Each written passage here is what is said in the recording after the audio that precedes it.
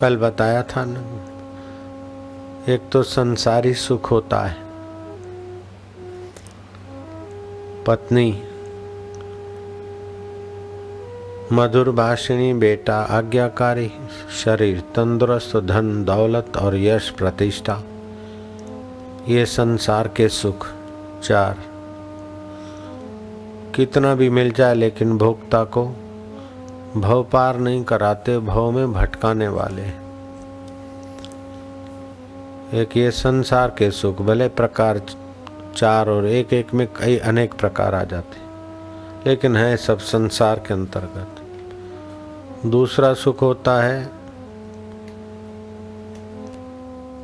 शांत सुख, चित्त की वृत्ति शांत हुई परमात्मा में। ये संसार सुख से बहुत बहुत ऊंचा है। इससे भोक्ता के दोष निवृत्त होते हैं, उसके मन बुद्धि में विलक्षण शक्ति का संग्रह होता है। गांधी जी एक दिन मौन रहते थे, शांत रहने का प्रयास करते थे। दूसरे भी कई ऐसे महात्मा हैं जिन्होंने मौन से बहुत लाभ उठाया, शांत सुख से बहुत लाभ उठाया। तीसरा होता है विचार, तत्व विचार का सुख। जो दिखता है वो स्वप्न है, परिवर्तनशील है, मिथ्या है। उसका प्रभाव अपने चित्त पर ना पड़े, अपने को असंग साक्षी दृष्टा विचारे। ये बीत जाएगा, ये भी बीत जाएगा। जन्म के पहले हम थे, माँ के गर्भ में आने के पहले हम थे। पुनर्जन्म हुआ है तो हम चंद्रायण मार्ग से यात्रा कर रहे हैं। चंद्र की किरणों के द्वारा अन्न में स्थित हुए, अन्न पिता ने खाया और पिता के द्वारा माँ के गर्भ में स्थित हुए, और वहाँ फिर शरीर बनाते बनाते हम इस प्रकार यहाँ पहुँचे।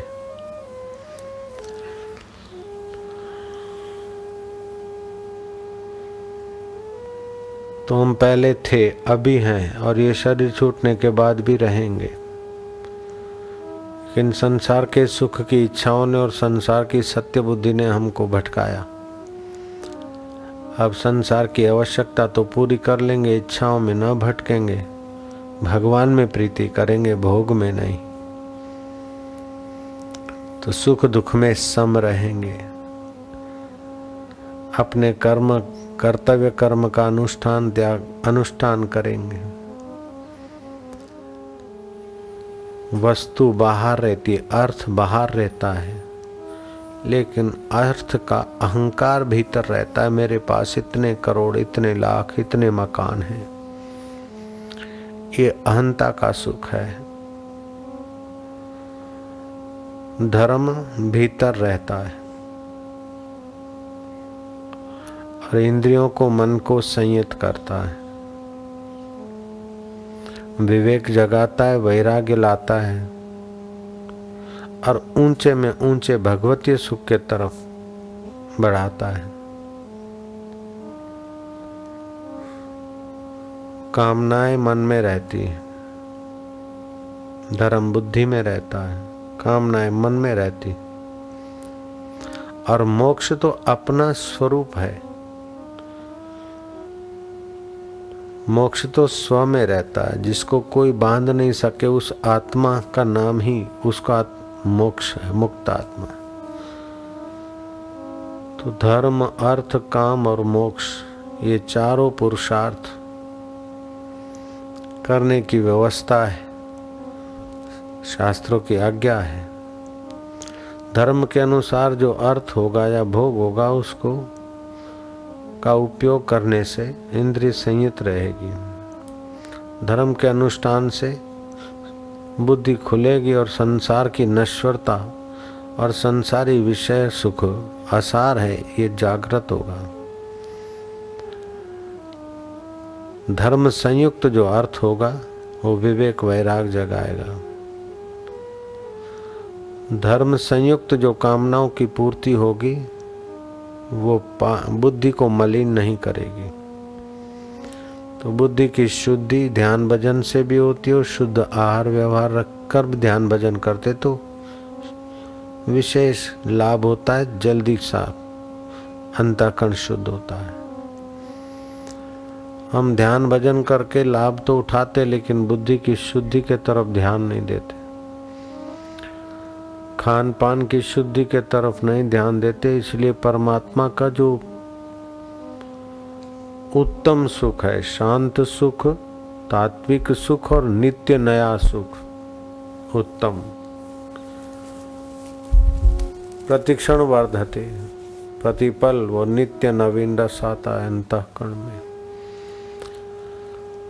तो ये 4 प्रकार के सुख है। एक तो संसारी सुख, उसमें तमाम वैरायटियां कल्पना कर लो, 5 विषयों के अंदर पत्नी अनुकूल, पुत्र अनुकूल, ये संसार का सुख है। कितना भी मिला भोक्ता को तृप्ति नहीं होगी, जन्म मरण और भटकान का अंत नहीं होगा। दूसरा है शांत सुख, भोक्ता की चित्त वृत्तियों को शांति, अंतरात्मा का सुख। तीसरा है तत्व विचार का सुख, अपने को दृष्टा साक्षी असंग माना, दुख और सुख में सम रहे, मान और अपमान में सम रहे, जीवन और मृत्यु के प्रसंग देखे, यथा योग्य मिले, रुदन की जगह पर रो के भी आए, हास्य की शादी विवाह की जगह पर कर आए, लेकिन फिर अंतःकरण के ज्ञान प्रकाश में देखा कि सब सपना हो गया।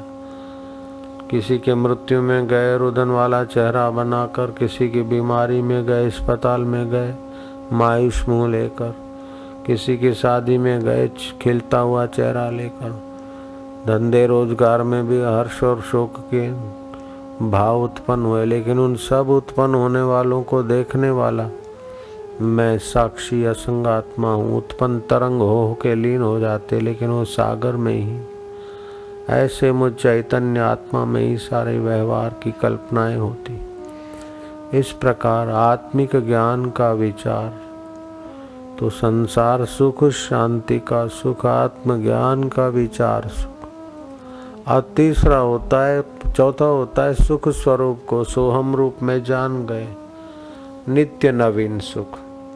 भगवान परमात्मा और अपना आत्मा अभिन्न एक रस, नित्य नवीन रस की अभिव्यक्ति। ये 4 सुख हैं, संसार सुख, शांति सुख, विचार सुख और नित्य नवीन सुख, जीवन मुक्ति का सुख।